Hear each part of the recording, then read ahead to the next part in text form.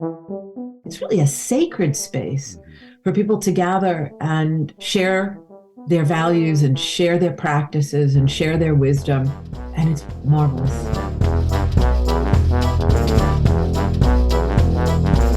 I'm Mitch. And I'm Missy. We're co-workers. He's the boss, and we're married. And she's the boss. Together, we host Good Faith Weekly, a podcast on faith and culture. What could possibly go wrong? Tune in and find out. Missy. Welcome to Good Faith Weekly. On this episode, we get to hear all about Missy's recent travel adventures. Then Missy and I talk about the tragic and infuriating news coming out of Nashville, Tennessee this week. And then later on the pod, we sat down with Phyllis, Curott and Scott Stearman of the Parliament of World Religions as they talk about the 2023 Parliament that will be held in Chicago in August. It's going to be a good pod, so stay tuned.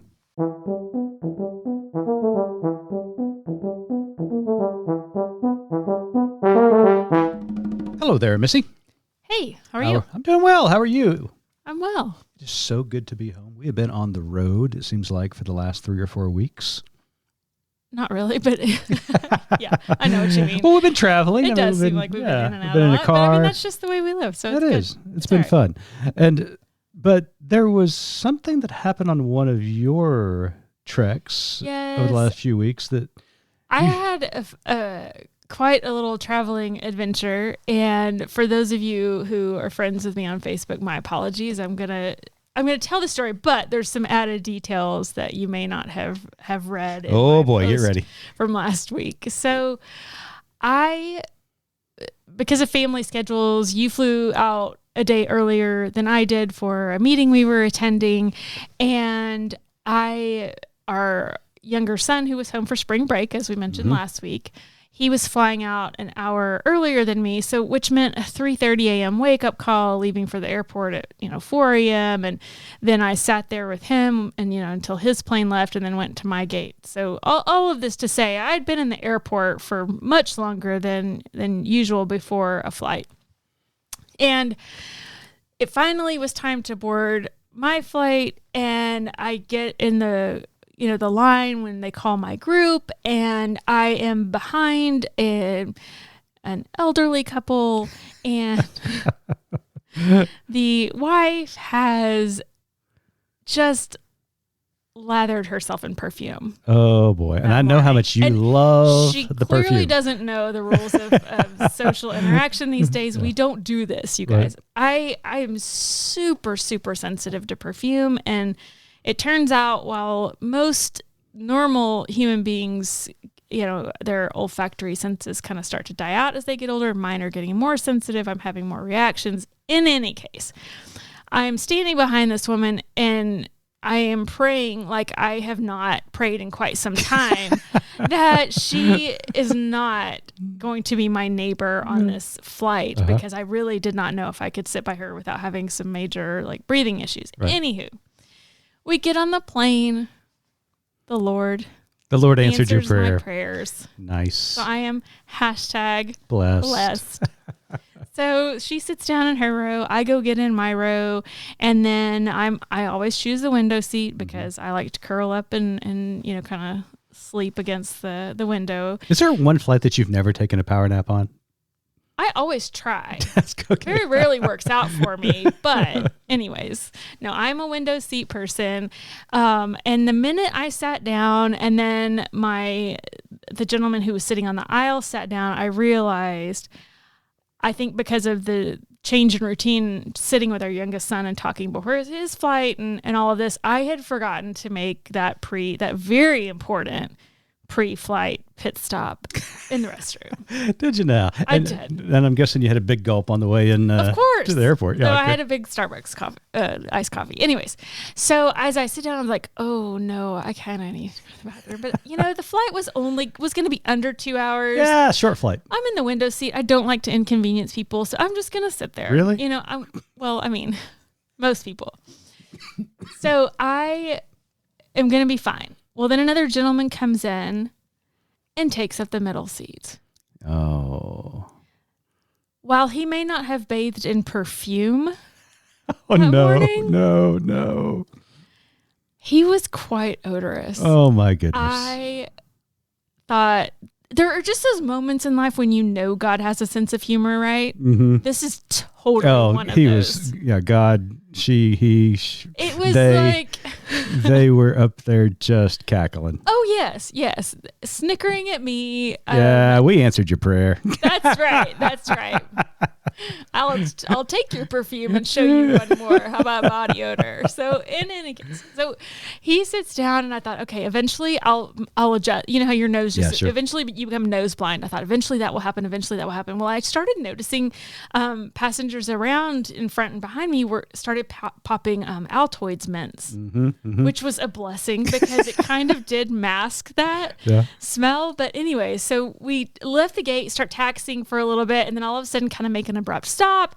The pilot comes over the loudspeaker and says, "Hey folks, I'm really sorry. We were just alerted there's been a ground stoppage," I think is what he called it, at our arrival destination, and we can't go anywhere for at least 2 hours. Ooh, 2 hours? Yes. Oh my goodness. So we're sitting on the plane, which, remember, I forgot my pit stop. I was going to say, I bet you wish you'd have gone for that tall instead of the venti right now, huh? Probably. And two, I've got Mr. who I named Malodorous Middle Seat, because we know I love alliteration. So anyway, so Mr. Malodorous is sitting beside me. He and the other gentleman on the aisle are fast asleep. Mm-hmm. And I'm thinking, I can do this, I can wait. And then we get into the hour and a half mark. And I thought, I just don't know. Well, middle seat, Mr. Malodorous, I noticed that he wakes up. Mm-hmm. So I thought, okay, now's my chance. Yeah, you got an opportunity. I tap him. I'm like, I'm so sorry. I need to go to the restroom. So he's like, no problem. So he taps the aisle guy who's still snoozing. But at this point, I got to go. Yeah. And so aisle guy looks and you kind of make that, there's just a universal gesture when you're on an airplane of like, she needs out or whatever. So the aisle guy looks at me and simply like shifts his body and turns himself so that his legs are like sort of out of the aisle. Doesn't get up. He does not get up. Okay. He does not get up. Jeez. So middle seat, Malodorous middle seat, right? Yeah, he doesn't have anywhere to swing his legs. No. He looks at me and like shrugs like, I'm sorry. What I haven't mentioned yet in this story is that I was planning to land at our destination. We were going straight to a meeting. So I was dressed for, like a work event, not normal, like you'd wear your yoga pants and sweatshirt or whatever. Yeah. So I've got on a dress and boots. So you're trying to figure out how to navigate this, right? So I step over, straddle Mr. Middle Seat, right, in my dress and boots. And when you do that, you have to hold onto the seat in front of you for balance, so I'm not literally sitting in his lap. So I'm holding onto the seat in front of me, which disrupts the person in front of me, probably wondering what's going on. And then I grab hold of the aisle seat in front of me to make my second leap over, Okay. So that sounds like it's going okay. I mean, it's going okay. Thankfully, I'm a very short person. I'm pretty nimble. Like I can do this, right? Okay, yeah. So I'm holding on to the aisle seat, right? And I'm going to step over, the part of Mr. Too Tall's legs who won't stand up. And I'm wearing a dress, which all the ladies out there will know exactly what I'm talking about, like a shirt dress. It buttons all the way down, right? Yeah. Very cute. When I step over aisle guy, my buttons get stuck in the little latch that opens or that lets the seat tray tables down. You know how it's like the little latch? Yeah. And now they make them to where they've got like a little hook for your purse. For a second there, I thought you were like facing him and your buttons bursted open. No. But okay, go ahead. So they're caught. You know what I mean? Like the hook, it holds your purse. Anyway, so my dress, imagine your shirt, kind of how your shirt sometimes or whatever gets caught on the cabinet knobs as you're walking by. So my dress is now stuck on the hook for the seat tray table. I'm holding on to the aisle seat in front of me, trying to figure out what to do. If I let go of the aisle seat in front of me, I can't stand up straight. I'm literally going to fall into this guy's lap. Oh my goodness. So I'm trying to shimmy. And we all know how this works. The more you try to shimmy and wiggle your way out of something, the worse it gets, right? And this guy's like right there. He's right there. So literally, he's getting a very bizarre lap dance in the airplane is what he's getting. Did you get tipped? I should have. No, you did. I think you told me you did later by middle seat guy. Well, hang on. I'm not done with my story. You know, I make a 30-second story into a 30-minute story, right? We all know right now. Sorry, folks. Anyways, so I'm shimmying and trying to get out of this and finally managed to free myself from the little latch and go to the restroom. I come back, have to make the same, journey over into my window seat to get, climb over them, because once again, he does not stand up. So that was a little less of a production. I got back to my seat and we finally took off on our to get to our destination. And about midway through the flight, middle seat, Mr. Malodorous, remember him? Mm-hmm. He needs to go to the bathroom. So he taps. But he's not climbing over you. No. So what do I care? He taps Mr. Malodorous, or Mr. Too Tall. Mm-hmm. And again, Mr. Too Tall does not get up for him. Just he simply swings his legs. Turns his legs. So this man sitting in the middle has to straddle and climb over my gosh, Mr. Aisle Guy. It was crazy. So then that's not the end of the story. Oh, it's not. Oh boy. No. So after that, I just said, I've got to take a power nap. I had been up since 3:30 this morning. And so I curl up. I have like a blanket and a cardigan, as girls do. We travel with a pillow and a blanket and a cardigan, in the plane. So I'm all snuggled in my corner.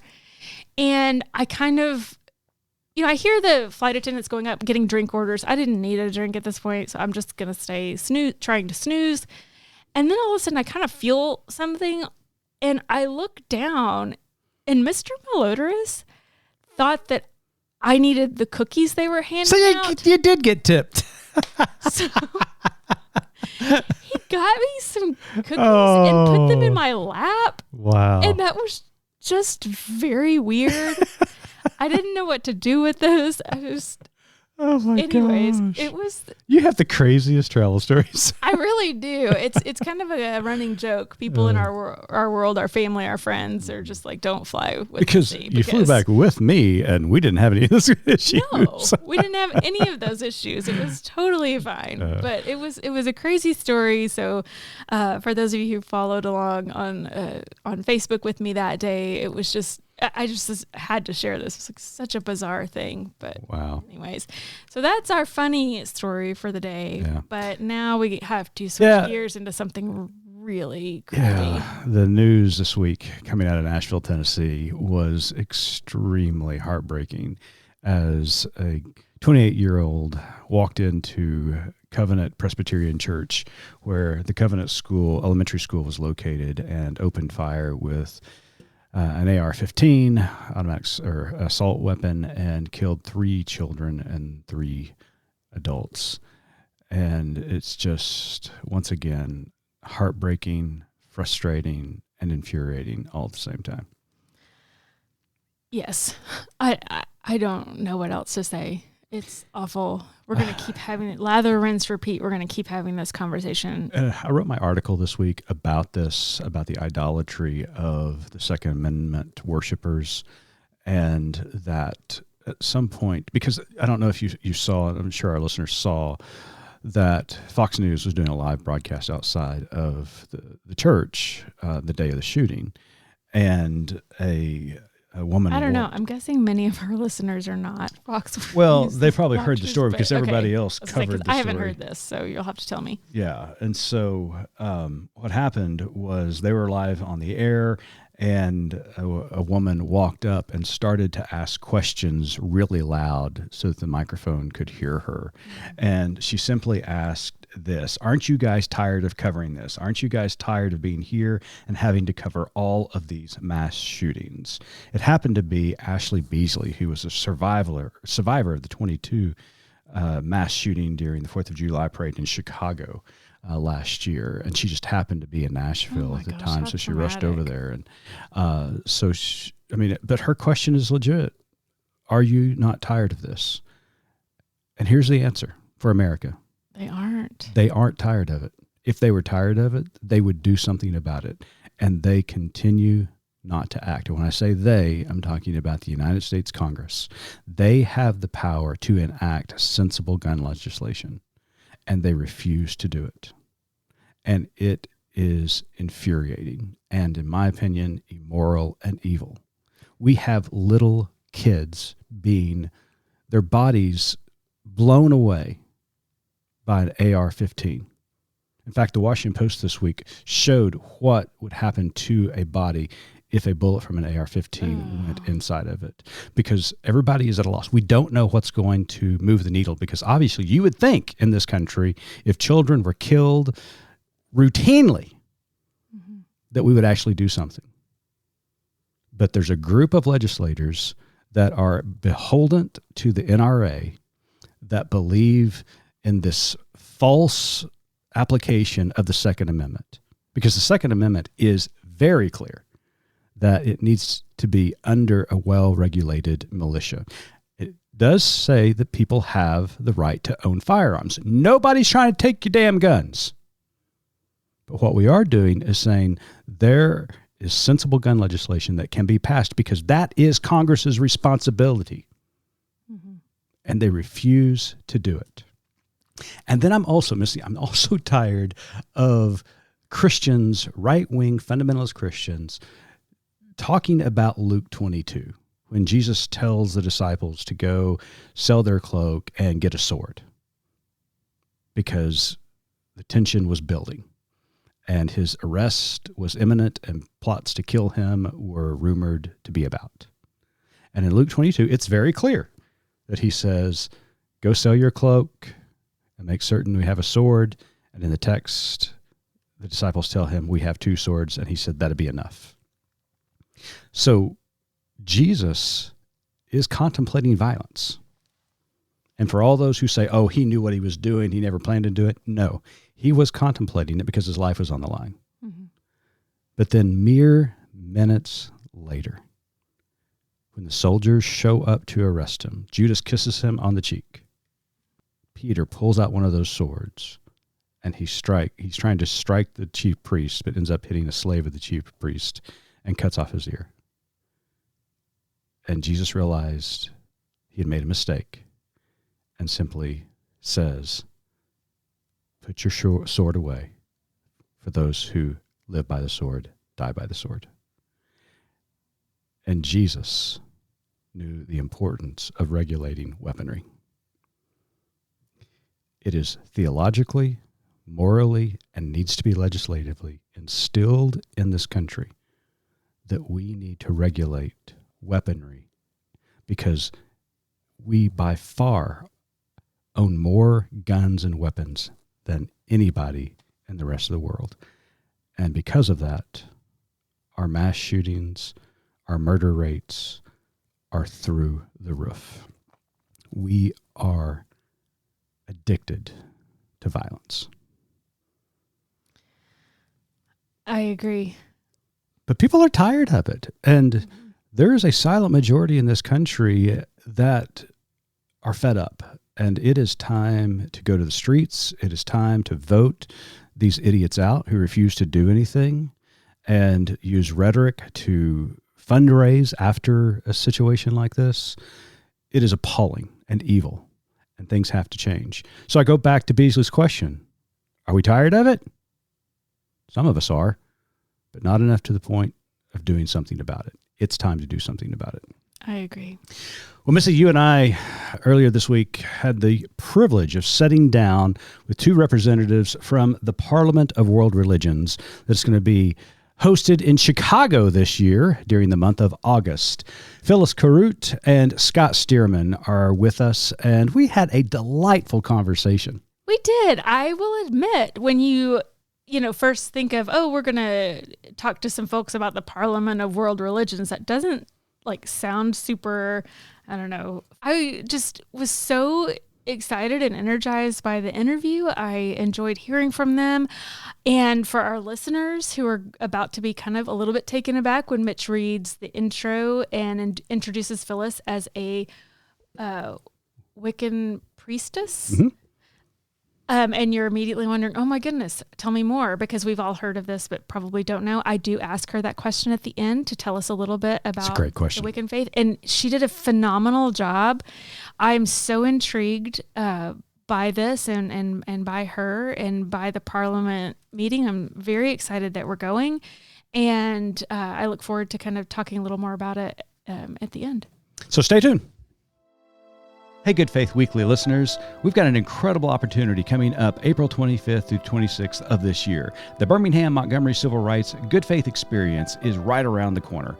Join Starlett Thomas, Bruce Gorley, Missy Randall, and myself as we retrace the steps of those who made history and nurture a faith that moves us all forward. For more information, go to goodfaithmedia.org and click on Experiences.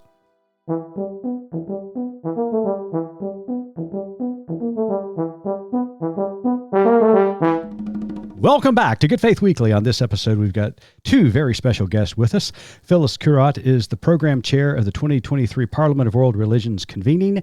Curott is one of America's first public Wiccan priestess, an attorney and author whose groundbreaking books, published in 14 countries, made Wicca accessible to the world and awakened an entire generation to the goddess.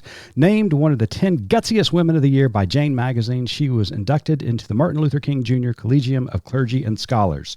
Scott Stearman is the vice chair of the Parliament's board. He has served as a pastor in the Christian Baptist tradition. His experience includes congregations in Athens, Greece, and in Paris, France. Most recently, he has been pastor in New York City, where he represents the Baptist global body at the United Nations.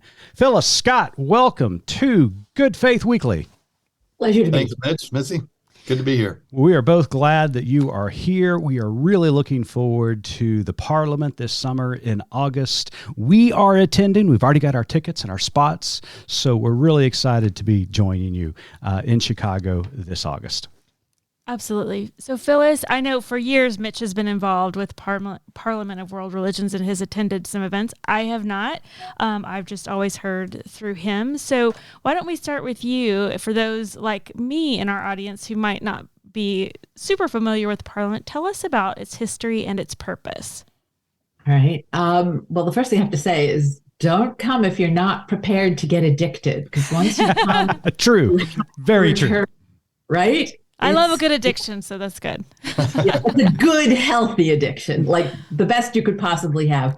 So the Parliament was convened for the first time in 1893 in Chicago as part of the Exposition.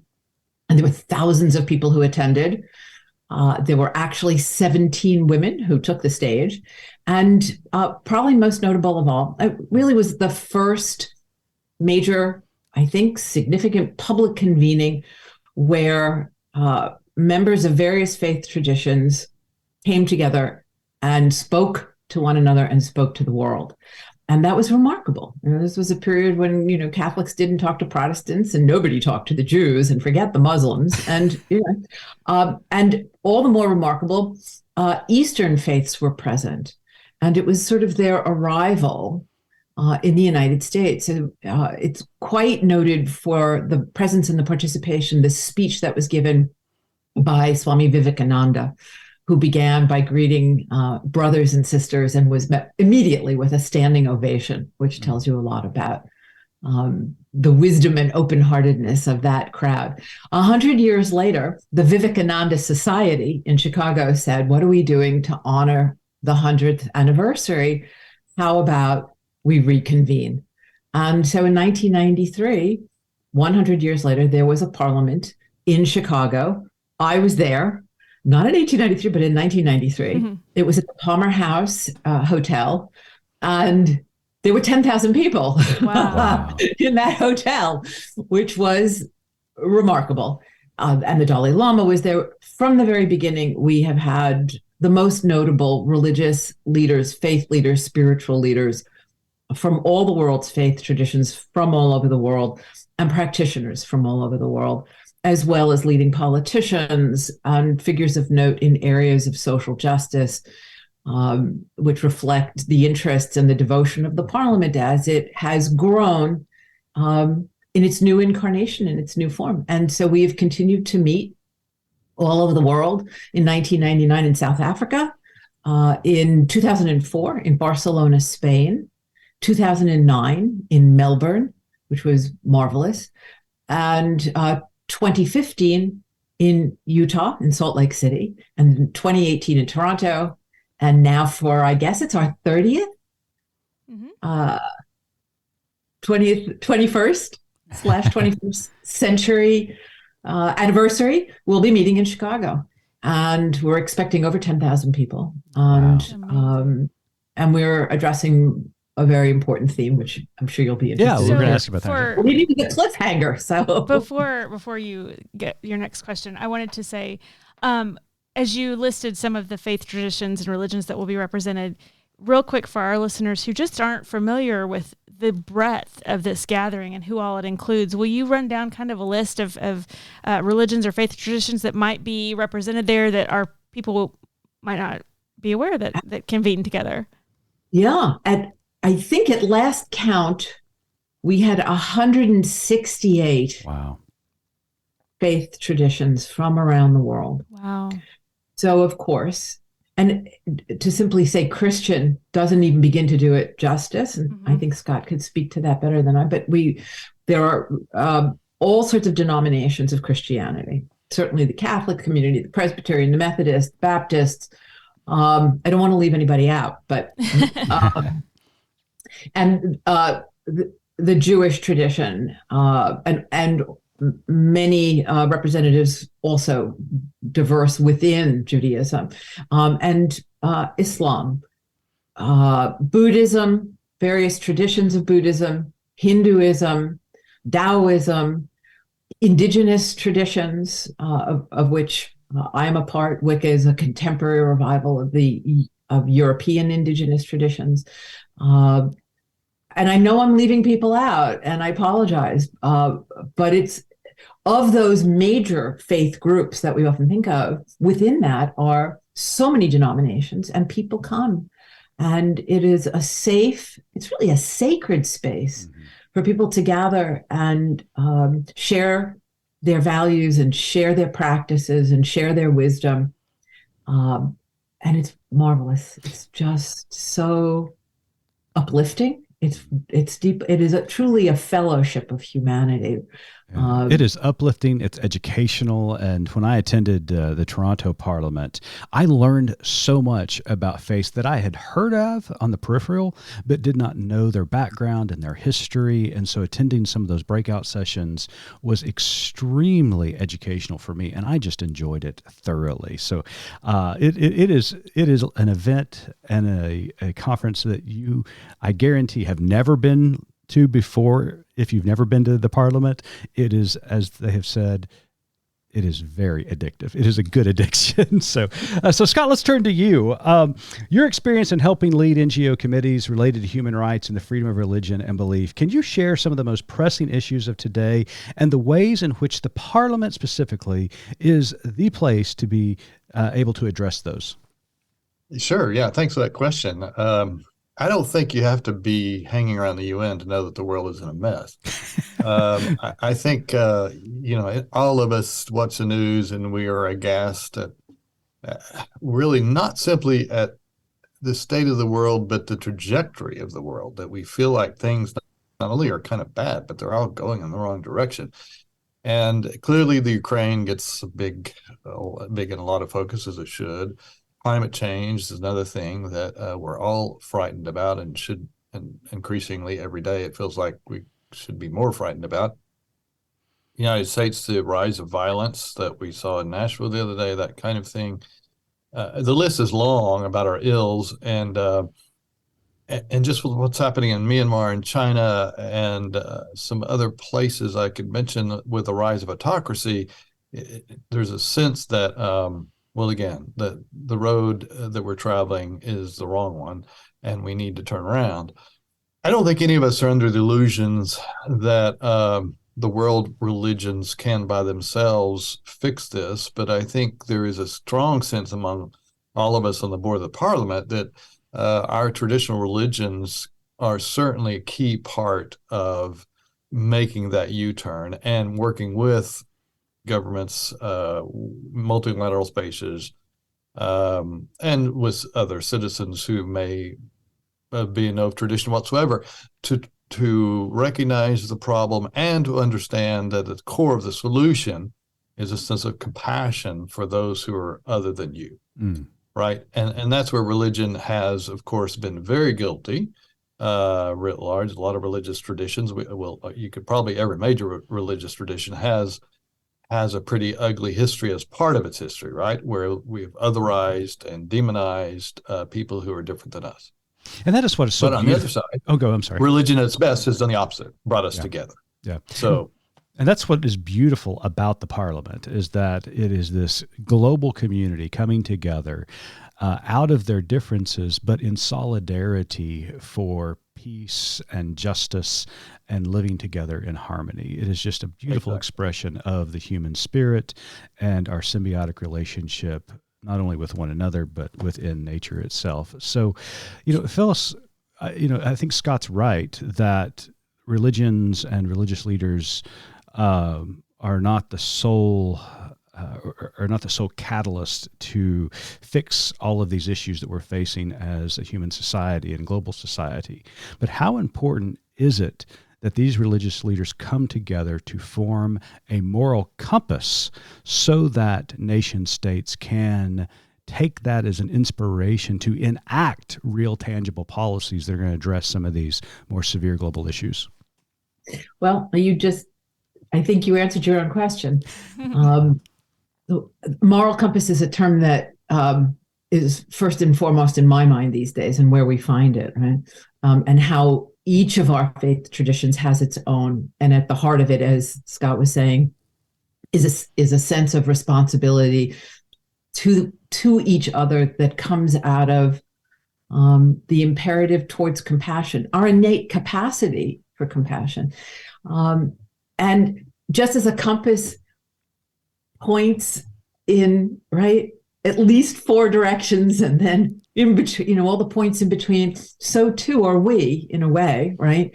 Each of our faiths, one faith points north and another east and another, to use your metaphor. So we each have a sort of a unique path, but we're all connected. We're all walking in the same sacred ground, the same sacred goals of compassion and generosity of spirit. So when we come together, we're respecting those differences. We're appreciating the breadth that it provides to us, right? That it expands our point of view. It doesn't have to be our point of view, but it expands, right? It expands our sense of the sacred and our place in the world. And when we're together, we're able to say we each have unique viewpoints, but we all share this common commitment to treating one another with respect, to treating one another with compassion, to honoring our differences and sensing that they make us stronger and better and wiser. And if we can come together in a peaceful way, right, then certainly the politicians can learn how to do it. That's going too far. Yeah. I mean, come on, Phyllis. We believe in miracles around here, but come on, that's just way too far. But if we, I don't know. I don't think that's true. If we can do it, anybody can do it. Okay. All right. So Phyllis, you're people of faith. Yeah, absolutely. You teased a moment ago about the theme of this year's convening. So tell us, what is the theme? Why is it such a critical call to action? And what are you most looking forward to at the conference? Well, the theme is a call to conscience, defending freedom and human rights, to which, for those of us who live in democracies, we could add defending freedom, democracy, and human rights, and certainly we'll be addressing that. As Scott mentioned a few minutes ago, there is an there's a global crisis of rising autocracies. And the relationships that they're building, the autocrats, the strongmen, the bullies, are building between each other of mutual support. And it's spreading around the globe. and it's provoking violence and hatred and intolerance and misogyny and racism and anti-Semitism and Islamophobia. It is evoking the worst of our nature. And of course, as crises like the environment add pressure to our cultures, our civilizations, our souls, and our psyches, it becomes fertile ground.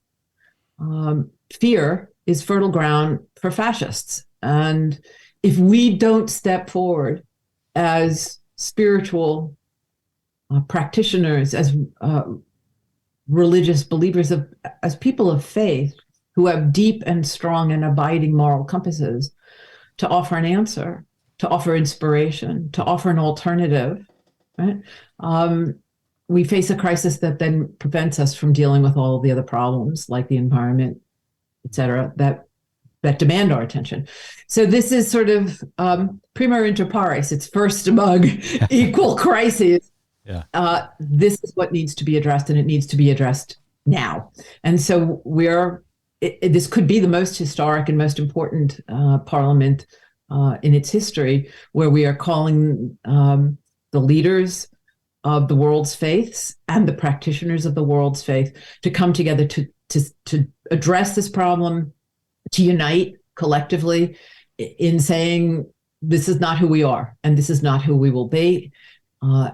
And we stand for freedom, we stand for democracy, we stand for human rights. And these are the actions that our communities, our faith communities, are taking. This is how we are engaged with political organizations, with politicians, right, who need to be motivated and stirred. I mean, there was the most moving prayer offered by the Senate chaplain. Oh, Barry Black, man, he nailed it this week. Right, and all of a sudden, his voice was everywhere, right?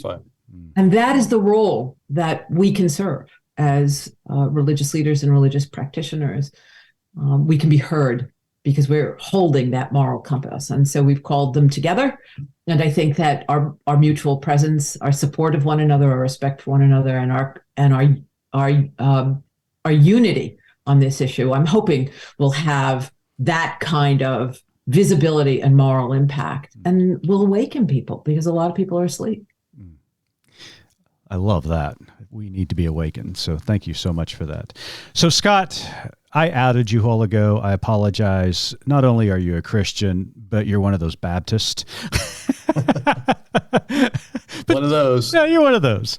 And our audience is primarily from the Christian tradition, and primarily, most likely, from the Baptist tradition as well, if not closely associated with that tradition.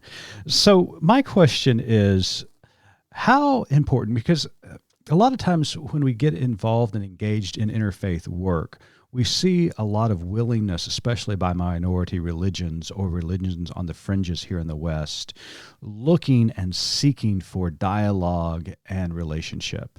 And there are a lot of Christians like yourself and us at Good Faith Media who are not only open to that, but see the necessity of it. But there are some within our tradition who are skeptical of meetings like this. So my question is, convince or make an argument why it's important for Christians to show up at the Parliament of World Religion, and what you personally have found enriching about these meetings. Two-part question. The first I can do easily. I think the second would take a long time, because it has been such an enriching experience for me to be a part of the Parliament. But let me tell you a story quickly. So in 21, for obvious reasons, the Parliament could not meet physically. And so we had a virtual convening. And Phyllis, you remember the numbers. I think we had 5,000 people online, something like that. It was really came at a time when all of us were tired of being online at that point. But it was really a moving convening. And like this time, Phyllis helped lead the program part. And I was on the committee. And she was absolutely insistent that we get the great William Barber, who is, as many people who are listening will know, is a great Christian, Black, African-American preacher who is one of the great preachers of our era, who holds fast to his Christian convictions on a number of levels. And I've just used this example as many times. So an indigenous religious leader, a Wiccan leader, wants William Barber as a convening. And I just think that's a great story that many people in our audience would find, well, maybe surprising, right? Yeah. If with the prejudices we all bring for each other. And that's an example of what the Parliament stands for. We don't really, and in practice, what we do, we don't come together to argue theology or to try to convert one another or to try to figure out who really has the right vision of God. We come together because we know our faith traditions, whatever we say about the divine, also has a strong ethical, moral compass that Phyllis was just talking about. And it's therein that we find places of deep overlapping callings, right, or conscience, if you will. And so we come together to learn about that and how we're meeting the needs of our communities and meeting the needs of the world, and knowing that we would be much better off doing it together than apart. So that speaks, I guess, as succinctly as I can to the motivation why people should be a part of this. You don't have to believe what anybody else believes who may be there at the Parliament about the divine or about theology, but you just have to have an open heart for other human beings who are on the same planet with all of us. Yeah. I remember. But it's been enriching. Yeah, we probably don't have time. And, my first appointment was Salt Lake, and I just, it was the most extraordinary experience, just meeting all of these diverse human beings and getting a sense of their background and their convictions and the way they make their world a much better place. Yeah. I remember on the 10-year anniversary of 9/11, we did a local service here in Norman, Oklahoma, to commemorate that fateful day, and we brought Muslims and Jews together to talk about that. And I was on a panel, and one of my good friends, Imad and Chauncey, who's the imam here in Oklahoma City, was on that panel. And so we were talking, and I made the statement after a question that things changed for me. My theology changed, my life approach changed when I stopped seeing Imad as a competitor, but as a brother. And I mean that with all of my heart. And it was interesting to me afterwards. I caught some flack for that statement and that statement alone. But I think that's the attitude that all of us bring to the Parliament, is that we do not see each other as in competition with one another, as you so eloquently stated, but part of this symbiotic humanity that we exist in and see each other as relational. So very well said. Thanks, Scott. Appreciate that. So, Phyllis, the next question is basically the same thing that Mitch asked Scott. But before you kind of give your take on that, I was wondering, I imagine that most of our listeners out there are not familiar with the Wiccan tradition, as I am not either, and would probably love to hear a little bit about it. First of all, I'm deeply grateful for the question. And this is precisely what we do at the Parliament. Tell me about the faith that gives your life its great deep meaning. So it was certainly not a tradition that I expected to find meaningful for me when I was a young lawyer in New York, a social justice lawyer, but circumstances led me into this remarkable community, once hidden and now quite public. It's become the fastest growing spirituality in the United States now, particularly because of young women. It offered them a home, which was unique, and recognized that they were bearers of a great spiritual wisdom that had sort of gone unseen for centuries. But it's very much a modern rediscovery, revival of the indigenous traditions of our mostly European ancestors. So it's quite similar in many ways in its practices, in fact, its spiritual practices, and the understandings, the spiritual lessons that are offered through those practices. very similar to those of other indigenous peoples who live close to the earth, and for whom the natural world is an embodiment of spirit.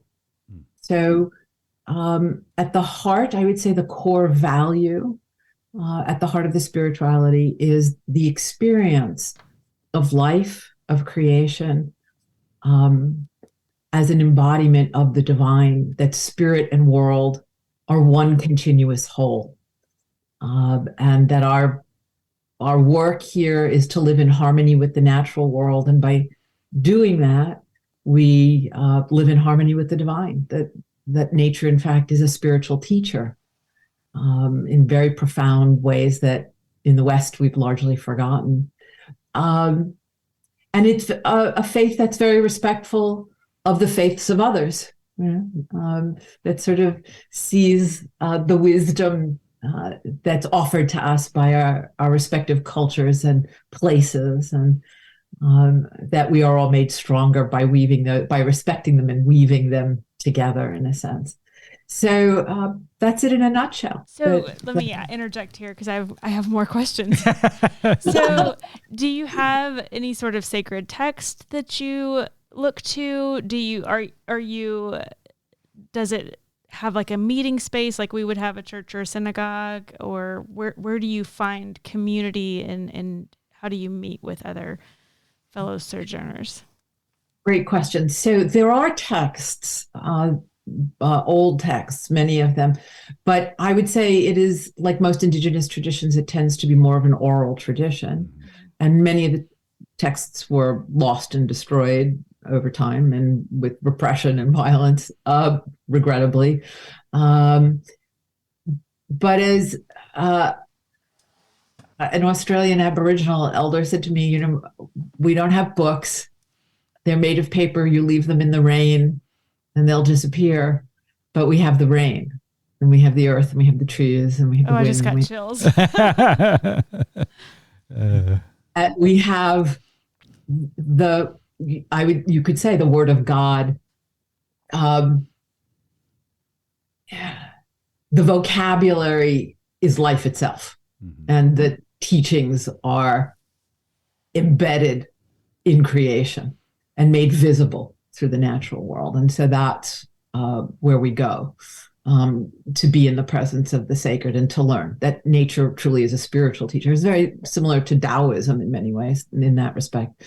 And the practices are the means by which I always said that we take the blindfold off and are able to see the sacred that's embodied by each of us and by the world that we're living in, and to discover how magnificently our lives and creation are intertwined in a mutually supportive way. In fact, there's a moral compass at the heart of creation that's been discovered by and confirmed by biologists.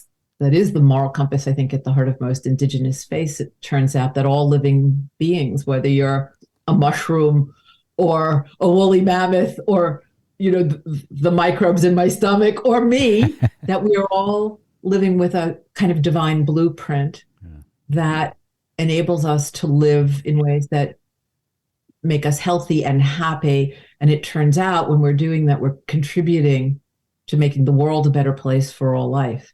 That's an organic principle at the heart of creation.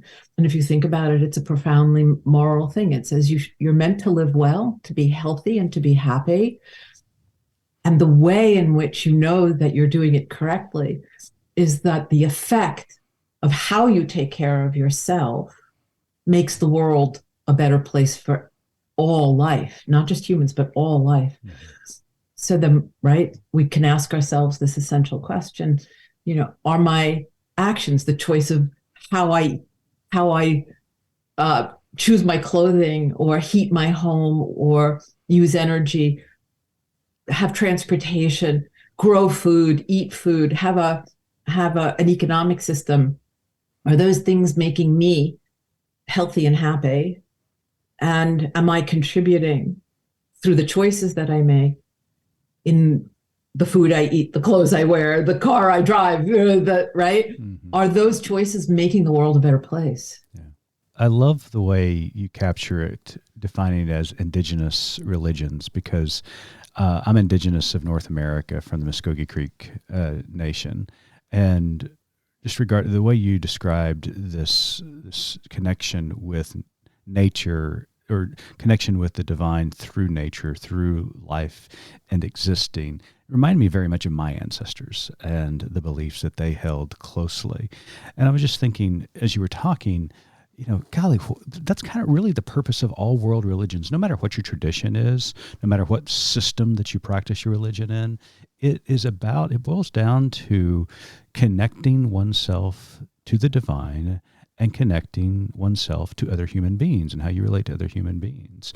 In our tradition, Jesus certainly quoted the Old Testament when he said, "Love God, love neighbor."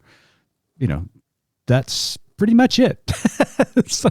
Phyllis is giving us she's so articulate. I'm very envious of her many times as she talks. But I'm thinking about our own tradition and to remind our listeners that, for centuries, Christian theologians talk about the book of Scripture and the book of nature, and that God revealed God's self in the book of nature as much as Scripture, at least some theologians would argue. So this is very much, an overlapping perspective, as you were just saying yourself. Yeah. And to take another rabbit hole, nature is trying to talk to us right now, and we're not really listening. But that's a whole nother pod. That is another other pod. That's right. That's a very good point. Well, Scott, Phyllis, thank you so much for joining us on Good Faith Weekly. But before we go, Missy's got one more question for each of you. Okay, Phyllis, we'll start with you. As you know, our tagline at Good Faith Media is "There's more to tell." So in light of your work and our conversation today, what is your more to tell? Well, I think I took up more than my fair share of time, so I'll just say the more to tell is to come to the Parliament of the World's Religions. You will be so profoundly uplifted. Your faith convictions will be reinforced, and your heart will be opened, and the confidence that you'll receive in our capacity to love one another and to create together, with the help of divine inspiration, a good world for all of us, you'll leave feeling deeply inspired. And so you should come. And we need you. We need you. We really need you to come. Well, these two will be here. I'm very excited now. I'm super excited. So, okay, Scott, how about you? What's your more to tell? I'm sure I'm going to regret putting this out there into the world, but I would, I'm going to say this. I don't know if I could actually financially back it up, but if you come to the Parliament, I would pay registration if you walk out and say that was just a waste of money. I'm so convinced that anybody who comes with an open heart and mind is going to absolutely be blown away by the depth, and the substance of the programming, and the inspiration of the plenaries, and then just the walking down the hall and meeting a Hindu monk or a Buddhist monk and just learning tradition, etc. So yes. And also, all right, I probably can't back that up, but anyway, I guarantee it. You'll get to hang out with me. I mean, that's right. You get to hang out with a bunch of cool people. That's right. Exactly. There's more to tell, and you should invite us back so we can tell you all about the programming. Oh, absolutely. Oh, The closer we get back, we'll get there. We'll have to do that. Thank you so much. Now, before we go, though, tell our listeners where they can learn more about the meeting. Parliament of the World's Religions. I think it's actually parliamentofreligions.org or .com. I think, yeah. Yeah, .org. Easy to Google. I was going to say, I bet Google would have the answer to that. Google will have the answer. Well, Scott, Phyllis, thank you so much for joining us. It has been a delight, and we will have you back right before the Parliament begins in August. And for our listeners, make certain that you log on to the Parliament of World Religions website and register today. Do not wait. Register today. Thanks, guys. Sooner the better. Thank you. Thanks.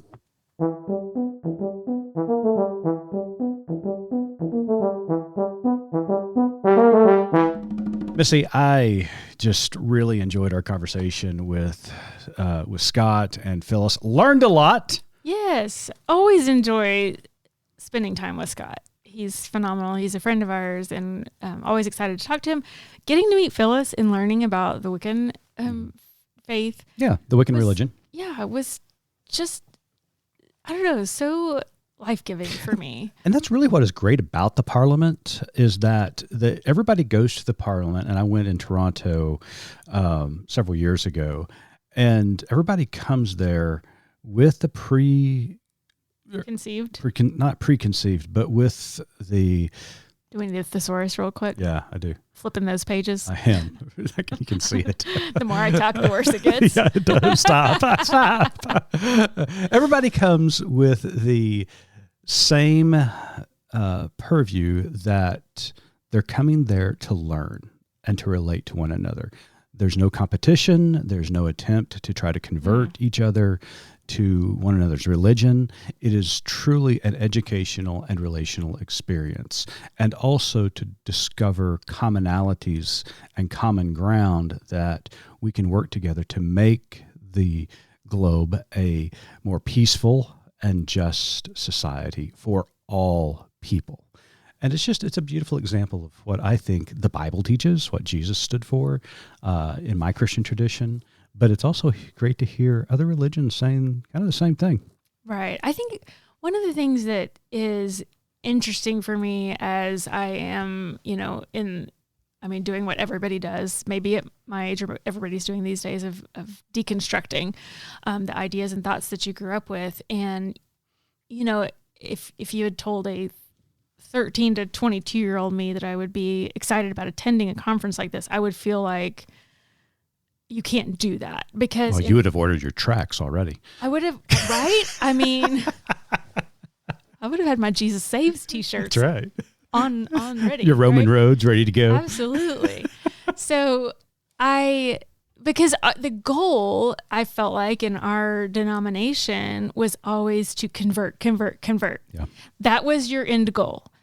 To convince somebody that you had the right way and that they needed to convert to your way of thinking. And so that was kind of the pressure, the overarching pressure. And one of the things that's been kind of lovely about this period, this season of life, is being able to really look forward to this experience of learning and growing. And it's just like a whole new world being opened for me to, like we talked about in the interview, this is such a no-brainer type of event to have, to bring faiths together to say we're about, taking care of our earth, taking care of the people who inhabit it, and doing what we can collectively for the common good. And that's so beautiful. You have a beautiful bouquet of flowers, a beautiful bouquet of faiths that all come together and make something wonderful. And I am super excited to attend.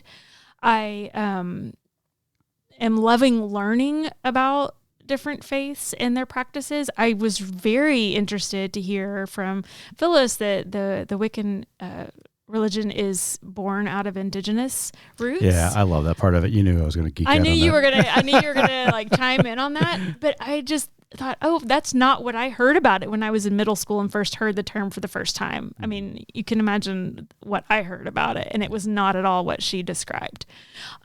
So I am very intrigued and very excited for the event. I hope that our listeners, have gleaned something from this interview and this time, and maybe might have a hankering to join us in Chicago. Yeah, we'd love to have everybody join us. I think that'd be great. So check out Parliament World of Religions. You can Google it, find out more about it, and and click on registration, because it really is a cool event that you're not going to miss. And remember Scott's offer. Like if you you show up and then say this was worthless, he'll pay for your... That's what he said. That's what I heard it. I'll make the promise that if you show up and you mention the code, I don't know, I showed up, I'll buy you a drink. How's that?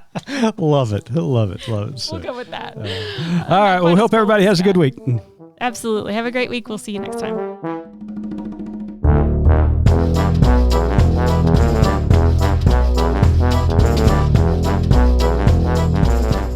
You've been listening to Good Faith Weekly, hosted by Mitch and Missy Randall. This weekly podcast from Good Faith Media discusses matters of faith and culture. Subscribe wherever you get your podcast and give us a like and a glowing review.